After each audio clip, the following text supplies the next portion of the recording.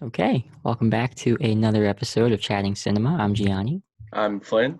And I'm Luke. and we are back on Zoom. We'll Zoom just let this, University. yeah, Zoom Zoom you. you. We'll let this flow. We'll just we're here to talk and hang out. We do have a debate topic. Luke just came up with one on the fly, so we'll do that, and then we'll just kind of let it go wherever it goes. Yeah. So Luke, what's your debate topic? So there's like some real obvious answers for this one. So I'm just gonna say try and be as creative and like not the first thing that pops in your head as possible at All Flynn. right. Um, so I want to know what is the best individual movie that was adapted from a book? Okay. Zodiac. Individual movie? Yeah. Hmm. Let's hear Flynn's argument first, and then I'll keep Yeah, thinking. you got some stall time. All right. I want to make sure that the title. Yes. Okay. Okay. So the book's title is in fact Zodiac, with the subtitle "The Shocking True Story of the Hunt for the Nation's Most Elusive Serial Killer" by Robert Graysmith. So the reason I picked this, and Luke, you prefaced with asking for an out of the box answer, because the first thing that comes to my head is like Harry Potter, Which and is what I was trying to avoid. right, and like young adult like franchises and stuff like that. But Zodiac, I think, is a really interesting option because the film has Robert Graysmith, the author of the book, as sort of the central character. And I just think that's a really interesting way to adapt a book, because it's a nonfiction book about a person kind of obsessively hunting for this killer. And you have Robert Graysmith, portrayed by Jake Gyllenhaal, at the center of the movie, sort of acting out his process in writing the book. So I think that's really interesting because it gives you a timeline, much like the book has, of certain events, certain murders, and how those events sort of unfolded, how they were reported, things like that. Um, he has a really interesting role because he was a cartoonist at the San Francisco Chronicle. So he's not exactly the person that you would think would be the person writing this book or telling this story, of the Zodiac killer, but he was super fascinated with code breaking and things like that from a past as a Boy Scout. So it's just kind of this sort of obsessive descent into madness for Robert Graysmith, where he can't let anything in his family, personal relationships, his children, he can't let any of that thrive because he's focused on hunting down the Zodiac. And I think that David Fincher is sort of the perfect person. My love for Fincher is no secret, but the perfect person to take on a story like this, to take on Robert Graysmith's story and adapt this book, because a lot of his characters, like Mark Zuckerberg in The Social Network, um, or when you go into Seven and doing detective work in there, Tyler Durden in Fight Club, with along with the narrator, is about sort of these obsessive figures that only can only be in one gear, which is like foot to floor gas, and sort of let their lives be consumed with their work and perfecting this thing about them or hunting down this thing. So it's a weird book to choose for a question like this, but I think that that's what sort of separates it as a really fascinating adaptation. I wonder how many times throughout chatting cinema history Flynn is going to use Zodiac as a debate topic. Easy go Because I to. believe we're at 2 now. Easy game. Well, I'm Do you gonna have go your ahead and answer yet? yeah, I do. I'm gonna pretend that I didn't just Google this, Yeah. but That's the um, advantage of being on Zoom right now, is we it can do a is. little research. Yeah. Flynn just mentioned it actually, but I'm gonna go with The Social Network because the book it's based on is called The Accidental Billionaires by Bob Mesrick. Obviously, the three of us know, and most of the people who saw the movie know, that Aaron Sorkin wrote the screenplay. Um, and I think what's interesting about the difference between the movie and the book is that like Sorkin didn't really have a chance to interview Mark Zuckerberg before he wrote Zuckerberg's character in The Social Network, because there would have been strong objection, obviously. Um, but I think it's interesting how Sorkin and Fincher were able to take The Accidental Billionaires, which is kind of just about the founding of Facebook, and only kind of gives like a bare bones look at the characters, and they were kind of able to make the movie into like a really deep character study. You know, we really get to learn about Zuckerberg and who he is, and Eduardo Saverin, and how everyone, you know, in the making of Facebook, you know, what's behind the curtains. That's my short argument there. Well, now I want to hear your arguments why the other one's wrong. Okay. That's I really am doing this because now Flynn has to argue against The Social Network. I was gonna say that's a really interesting question for me, because I quite literally just praised Fincher less than 2 minutes ago. And I think it's a very just well-known praised. fact to our viewers that it's your favorite movie. It's my favorite movie, and I just specifically praised his character work with Mark Zuckerberg. So you know, I have no problem in admitting that's a really good choice. But one of the things you just mentioned is the inability to interview Mark Zuckerberg, and I think that's interesting because one of the things I do really like about Zodiac is you had the actors, for the most part, being able to meet their real life counterparts and kind of you know, base their performances on that. So I think that Robert Graysmith, the person, having involvement with Zodiac helps to tell a story like that, versus The Social Network being an adaptation of The Accidental Billionaires, for me, is sort of less an adaptation and more just a framework for research to be able to tell that story about Mark Zuckerberg, versus Zodiac is really focused on, despite, you know, the existence of multiple other characters in Zodiac, you know, Ruffalo's Dave Toschi as the inspector, you know, sort of being able to tell that story that Robert Graysmith was telling. It feels like in real time throughout the runtime of the movie, versus The Accidental Billionaires being sort of less an adaptation and more like a research tool, in my opinion. What you got, Gianni?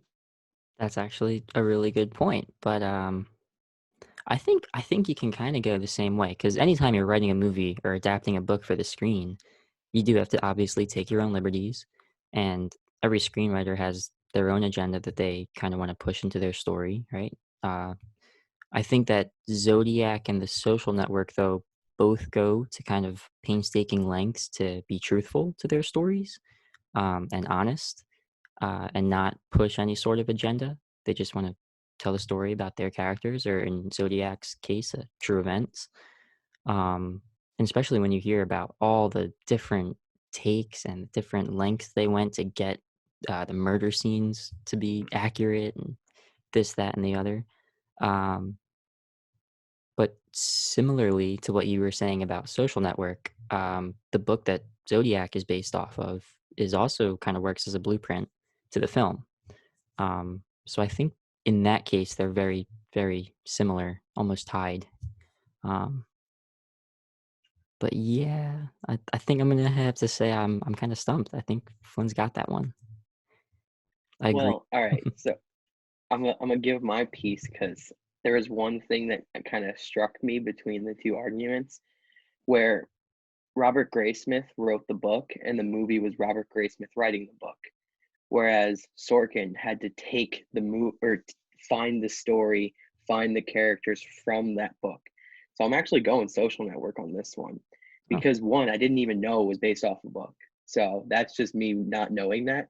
But I think it's interesting thinking where, not that this is a knock against Zodiac, I think it's a wonderful movie and I really adore it, but the story was almost there already from all the news headlines, from all those characters, whereas The Social Network was kind of a, you didn't really know the story, it wasn't public information, and like you had to dig into that book and find it, which like it's not just on the surface like this is how it happened. It's like, these two, like they went to Harvard together, but like those conversations they had, like I was literally just on Twitter and I saw the scene where Andrew Garfield comes running in because his shares just got diluted, and like I'm Such a good scene. like, and it was one of those things where the script is playing out under it, Yeah. and The it's cultural funny that you reset use, tweet.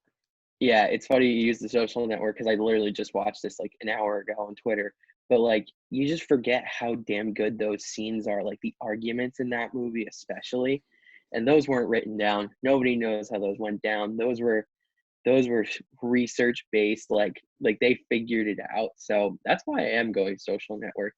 But since you said we're gonna kind of riff off afterwards, what made me think of this debate topic was that most people don't know Shawshank Redemption was based off of a book, and so was Stand By Me, and they were from the same book. Spielberg. Yeah, Spielberg with some Stephen King action. yeah. So I that's what I thought. I was wondering either you were gonna say Shawshank, because I think that one might have been an auto win, no matter what the other one picked. But there's really been a lot of great ones too, because like Jojo Rabbit was based off of a book, Yeah. and I didn't know honestly, that one's argument would be really really good because Taika added in the imaginary Hitler. That wasn't in the book at Oh all. wow, that's Yeah. really fascinating. I didn't even know that was based off of a book. Yeah, well, Um, it's his mom told him to read it, and she's like, "You should make this a movie." Yeah, yeah. It's an interesting question about adaptation, because like you were saying, and like Gianni was arguing, for The Social Network, whether like Fincher and Sorkin and to a degree Eisenberg and Garfield, digging and finding things that aren't there in like actuality, and kind of trying to tell the truth from their perspective rather than sort of having a transcript of how those events went down is really interesting. And I think something that Gianni pointed out is Fincher especially and Sorkin are dedicated to truth. So whereas there are specific people involved that say, well, that's not how this conversation went down, or that's not how this event was in reality. I don't think that matters when you're telling the story of a person. And I think that, and this is something we've mentioned before on this show, but I think that with how the situation has developed and how Mark Zuckerberg's personal sort of image and reputation has unfolded in this is crazy, but in the decade since The Social Network was Oh released. wow, yeah, that's Yeah. weird. I think that each sort of big moment in Mark Zuckerberg's career and life, we've kind of seen more and more just how right Fincher and crew got it.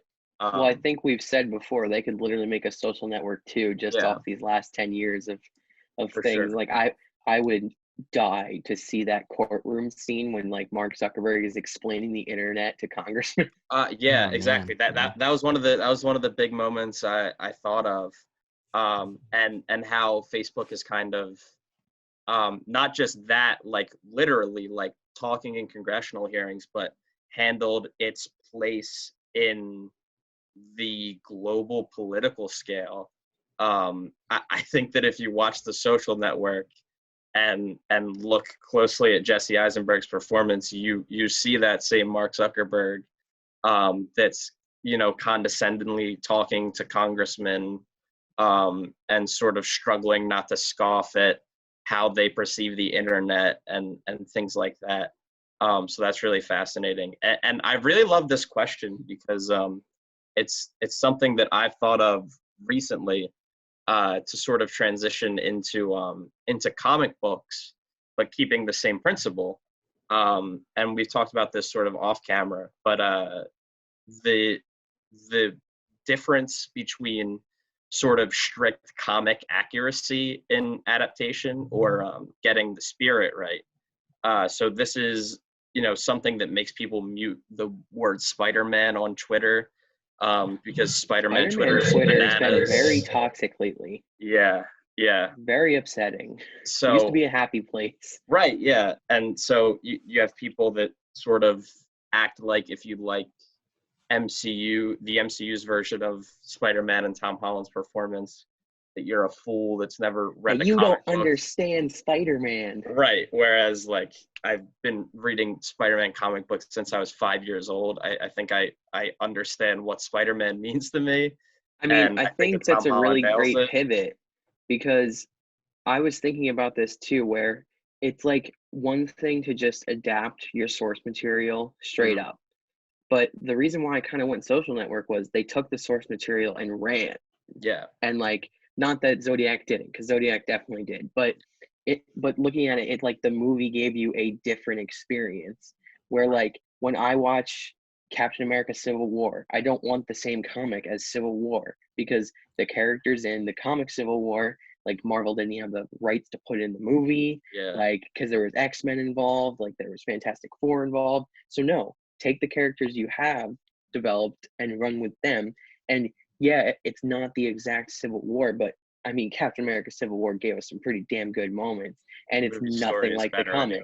anyway. The core of it is the same with the Superhero Registration Act, Yeah. named differently. But Right. but that's why I like it so much because it's not just like we're getting a movie version of this comic. Like no, we're getting the idea of it. It's based Right. off of that. Like Infinity War in the movies is nothing like Infinity War in the comics Yeah. at all. Yeah. Like that Age of Ultron, beautiful too. beautiful 1980s comic book, which is very good. I actually read it. Like I read it back in like 2011 when I heard that it was going that way. I'm like, ooh, let Yeah. me read this. But yeah, no, I think that's why it's like a great question because you can just adapt your source material and like call it a day, Right. or you can like dig deep and find different ways to tell stories with characters, especially like comic characters, because every single one of these movies to some extent is based off of a comic storyline pretty much. Mhm. But like Yeah. the fact that we're getting really cool, unique, different versions doesn't always land. It doesn't. But when it does, it's pretty awesome. Yeah. I mean, plus when you take those like page to screen adaptations, like we've talked about Zack Snyder's Watchmen before, Right. Right. they end up being really boring, Yeah. or even not even that good because Yeah. there's a reason that comic books are so great. And then there's a reason that film is so great. And it's because Yeah, they're totally pacing is different different. mediums. Yeah. Right. So Yeah. I think Yeah. like you need a good marrying of the two. Like, It's like they always say a minute a script is like one page. Well, if you Mhm. take one page of a Watchmen comic, you can't stretch that to a minute, you know? Right. Yeah, and Watchmen to me is the big one, because I'm a huge Watchmen fan. I adore that comic. I agree with people when they say it's the best graphic novel of all time. And frankly, I think that number two is a distant second. I think it's a masterpiece.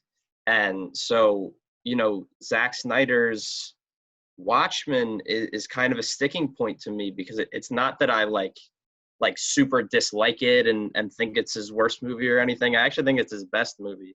But everything good about it outside of casting comes from Alan Moore and Dave Gibbons in the artwork that Zack Snyder's recreating for the screen. It's amazing to watch a filmmaker do what he did for a lot of those scenes in panel to panel recreations, and I think that's why a lot of people do really love it.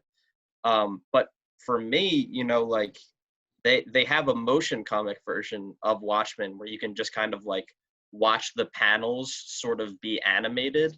And like if that's what I wanted, that's what I'd watch. If I want an adaptation, it's you don't really need to do panel for panel. And the things that do get left on the cutting room floor, like the Black Freighter comic within a comic from the Watchmen graphic novel, are like important to understanding the characters. That's a huge part of understanding who Ozymandias is in that comic. So for me, the HBO miniseries, which is a sequel to the comic book, because one of the only things the movie changes about Watchmen is the ending. So you can't even say the HBO series is a sequel to the Zack Snyder movie, because it keeps the ending from the comic in a really specific way. While that is not adapting, sort of anything specific from Alan Moore's Watchmen outside of a few characters, I think it is so much truer to the story and the spirit of what Watchmen is and what it's about. And so I think that's fascinating, because I think that there's a lot of fans that are just like, I want this specific thing on screen. And, when that happens, it's kind of like, oh, wait, this is actually not what I wanted at all. Like, I think that The Amazing Spider-Man 2 does a really good job of adapting. I don't think it's a spoiler, but that specific moment. It's been a very long time. With Gwen Stacy, I think they do a pretty good job, outside of which version of the Green Goblin is involved in that scene. I think that visually and with the actors that are portraying the characters, and how good Garfield and Stone's chemistry is across the span of those two movies, I think they do a really good job of adapting that. And it's a specific storyline they're adapting, and it's like, cool, they did this close to as comic accurately as possible. And it's like, it's not really all that fulfilling. And it's not enough to make that movie one that a lot of people like, even though that's like one of the most prominent comic books of all time. It's, the comic that a lot of people refer to as the moment where comics grew up, so to speak, and started that, like, creating more mature storylines. So, like, you're not really going to find what you're looking for in comic accuracy. Like, Luke, you brought up Infinity War, and I love that example so much, because Infinity War and Endgame sort of take this mishmash of the Infinity Gauntlet comic storyline, and also the Thanos Quest storyline that's leading up to that. And basically, the only similarity is the big bad at top. Yeah. And Infinity by Jonathan Hickman, which came out in 2014, I want to say. That's where the children of Thanos were first introduced. And so it takes all of these comics, but also the canon of the MCU up to that point, and creates something that's like so fresh and so new, even though it's borrowing from all these things. And I just love that. And I think that it's so much better than if you would have just been like, okay, Disney owns every character up to, like, every character created in a Marvel comic book. Let's just start from Silver Surfer falling through the Sanctum Sanctorum and do this panel for panel. I don't think it's anywhere close to as emotionally fulfilling as Infinity War is. Yeah, and also, if you want to just see the comic, just read it again. Like, what's the point of actually just straight up doing it over again for lots of money? Like you're paying all these actors, at least get something new. Right here. I can read it. And another one that I think is really interesting to bring up, because there's a couple like this, but Lord of the Rings. J.R.R. Tolkien gave us some of the meatiest, longest books with some of the just longest setups. It's like, I read all of them. And lore heavy, and I love them so much. But if they adapted it page for page, nobody would have watched them. Return of the King wouldn't have won 13 Oscars. Like, it just would not have happened, because that's where Peter Jackson comes in and his team of writers, and they adapt it. And it's not the same exact story. If you watch the extended editions, you're almost there, probably, because about each extended edition is like 4 hours longish. If they were like 6 each, it would be the books. But that's like another good one. Also, James Bond started his book. And I mean, like, going back and watching some of those Bond movies that are closer to the books is like painful. Like, we've brought up Mikey Newman's Movies with Mikey episode on this quite a while ago. Honestly, we were talking about that episode. But like, who Ian Fleming was and the kind of like weird self-insert character that he created James Bond to be, I think is it's so much more an interesting place now with the Daniel Craig version of the character, and I don't think it's going back. I don't think we're going backwards, whoever the next Bond is and whatever the next stories there are to tell with that character. I don't think we're going back to like the Ian Fleming, like strictly womanizing. I mean, from the moment Judi Dench joins that franchise and sort of looks up Pierce Brosnan's version of the character, and calls him a misogynist dinosaur, it's like, okay, we're trending in a better direction, a more interesting direction. Love Judi Dench. Yeah, She was than such a great addition to those movies. so good. Like, yeah, Yeah. and just adapting these books, and it's a sticking point for some people, because they love the books, and their favorite scene, the scene that they hold close, or the character is changed or isn't included, and But that's again, you still have understandable. the book. But yeah, exactly. You still have the book. It's still existing. They didn't rewrite the words in the copy you own. There's you can nitpick anything to death. Is it frustrating that Daniel Radcliffe doesn't have green eyes in the Harry Potter franchise? Yes, it kills me to this day. Do I want to see Peeves the Poltergeist? Absolutely. Do I want to see Sir Nicholas de Mimsy Porpington's Death Day Party and Chamber of Secrets? Absolutely. But that doesn't, like, you can't just take page for page, like we're saying. You can't do that. That's not what makes The point is to work. take the story and make something new. Yeah. Where, different like, things work in books than work in movies. exactly. Well, because it's so different when you're reading, like, you're kind of giving your attention in a more easy way, where like a movie, you have to get somebody's attention fast and hold it. Whereas a book, you can build, Yeah. you can do a lot of setup chapters. I mean, like Game of Thrones stopped going off the book, not just because there wasn't new books to read, but because it was, I mean, I read the first 2 Game of Thrones books and it was very literal, and they kind of took their own liberties and changed it. And for everybody that loves the books, like, I know it's very different, and like there's certain characters that get killed that don't, which sucks. But again, the books are still there, and maybe they're still being written. Who knows? We're in a quarantine, so maybe he's finally writing them. But I doubt it, though. He's probably just trying to sell another show to HBO. But yeah, no, I think it's cool. And like another one I just thought of was The Disaster Artist, based off of a book called The Disaster Artist. Yeah. Where like that was a cult classic, The Room. I mean, I remember watching it for the first time with my friends, and I don't think I've ever laughed harder at a movie for all the wrong reasons.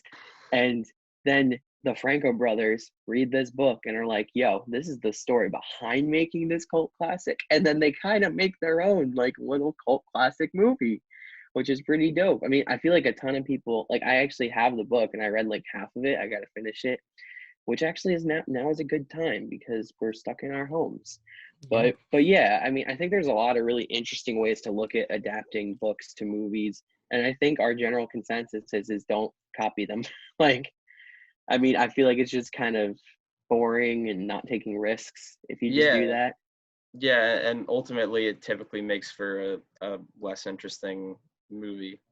I think it's just the basic point of that, and I think that Snyder's Watchmen is kind of the perfect example of that, in my opinion. Again, like I enjoy the movie. There's some really good casting choices that make it worthwhile, and seeing some of the things in the comic that I love, like the Dr. Manhattan scene when he goes to Mars is super well done, and everything Jackie Earle Haley does as Rorschach is great.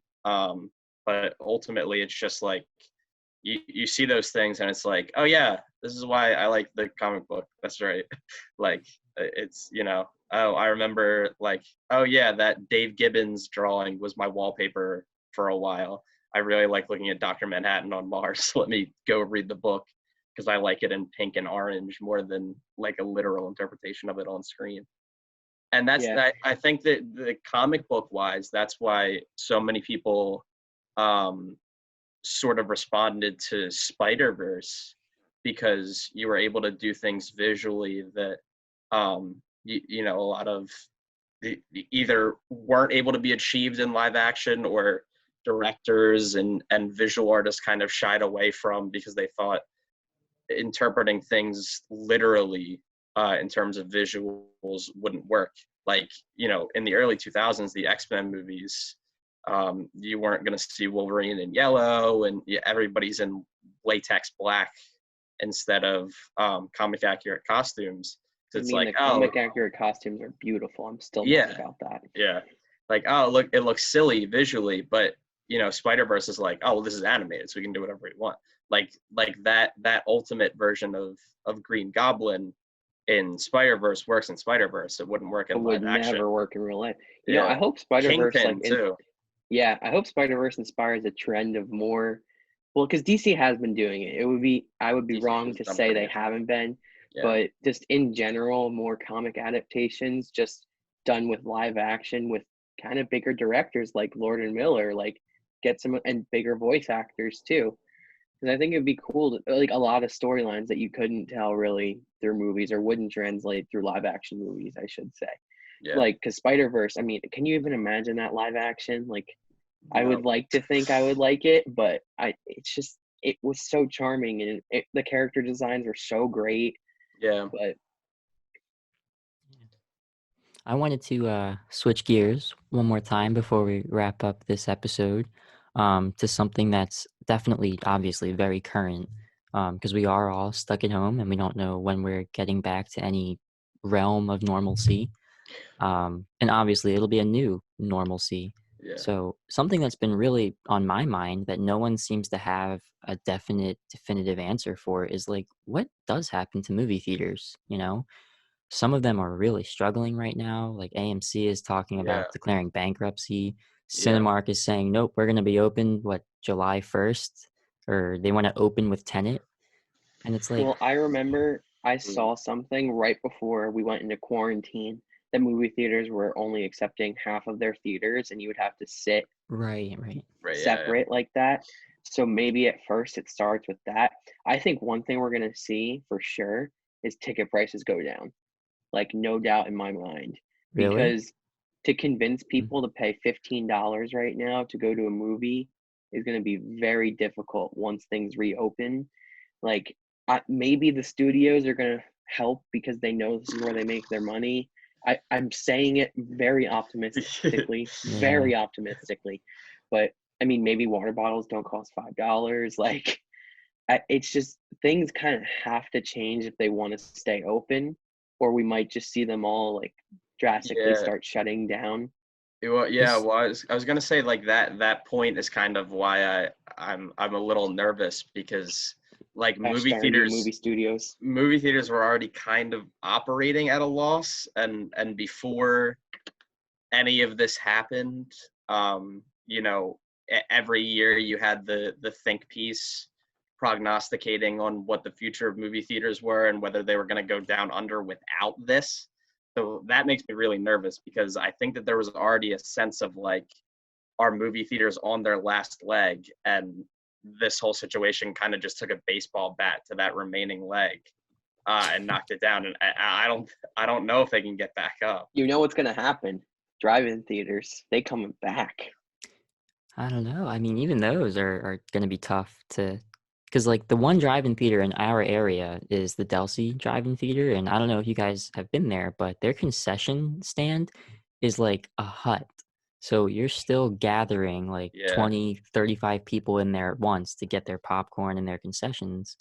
But, I mean, I'm sure you guys can agree, too. But the one thing that I've really questioned as I'm staying at home now is, like, all of the places that we go to or went to on a regular basis that didn't really have great hygiene practices, like Flynn and I worked at a movie theater. We weren't wiping down seats every night. We definitely weren't. And I don't know, a lot of it kind of weighs on you. And I think that when we are told like, okay, you can go to the movies again, I think a lot of people are going to be reluctant to do that. I'm really interested to see that when sort of the first wave of reopening happens, whether people still take a week to themselves, if they can afford to take a week and don't go out still, and whether people just like be like, finally, I've been cooped up in my house. I need to get out the second it's told to be okay, and then that just kind of triggers a whole different wave of having to shelter in place and quarantine and stuff. So I'm also interested, as far as the movie theater question goes, to see like legitimate financials from the studios like Universal with The Invisible Man, kind of like making these theater movies available to rent at home. Seeing those numbers and whether they think that that's a financially viable future for the movie business. Like there was the situation with Trolls World Tour with Fandango, where it was available to rent, and Fandango was saying that it broke all these streaming records for them and stuff like that. And that was from Fandango, so I haven't seen like any legitimate reporting on it. But I am interested to see if whether, when those first wave of movies like The Invisible Man and Warner Brothers with Birds of Prey were available to rent for like $20, I think a lot of people were, sort of touting those studios as like, oh, they're giving people something to do while they're inside. I don't think that's entirely inaccurate, but They wanted the money they were losing. I also think it was part of like a bigger trial run of like seeing whether that could work. I mean, I'd be absolutely heartbroken if that's the new norm. Yeah. If movie theaters are gone, like I had a stretch in January where I went to the movie theaters 4 times in like a week and a half. Yeah. And like I saw Parasite, Jojo Rabbit, 1917, and Birds of Prey. Yeah. And it was just so nice. And like 3 of the 4 times, me and my friend were the only one in the theater, or me alone. Yeah. And like also when I saw Parasite, it was like a group of like 20 people, like of all ages and generations. You got some boomers, you got some old people, you got some millennials, like all checking out the hype of this movie, and we were all laughing together at this Korean film. I'm just like, this is so dope. Like not having those experiences, or like think about like opening night of Force Awakens or like Endgame. Like, can you imagine not having that memory? Like seeing a new Star Wars movie. Like it's just wild to me that we're even talking about this. Well, like on the flip side of that, moviegoers are going to be devastated if they can't go and see their favorite movies on the big screen anymore. But so many directors rely on large screen viewing, and like Joseph Kosinski said, no, I'm not releasing Top Gun digitally. Like it's not going to happen. Yeah. So, and Christopher Nolan's another one. He wants you to be there in IMAX. Yeah. It figures the year we're getting a new Christopher Nolan movie, a new Edgar Wright movie, and Dune. And like all these like all these movies that are supposed to be if I can't see beautiful, IMAX. right? Like all these movies with like really beautiful visuals that are like meant to see on the big screen. Like come on, when was the last time we got a Christopher Nolan movie? Like Dunkirk 2017. Yeah. And like I mean Tenet, I'm way more excited for than I was that. Like Tenet's like a time traveling spy movie. Like, are you kidding me? And this crop of Oscar movies from this past season was so good, and seeing all of them in theaters, and 1917 being one where like visually that was so cool, and 1917 audio was awesome. And The Lighthouse, pretty empty theater that I went to see it in, and just like it was so cool seeing that on the big screen, because that's one of my favorite movies of all time visually. So it would really suck.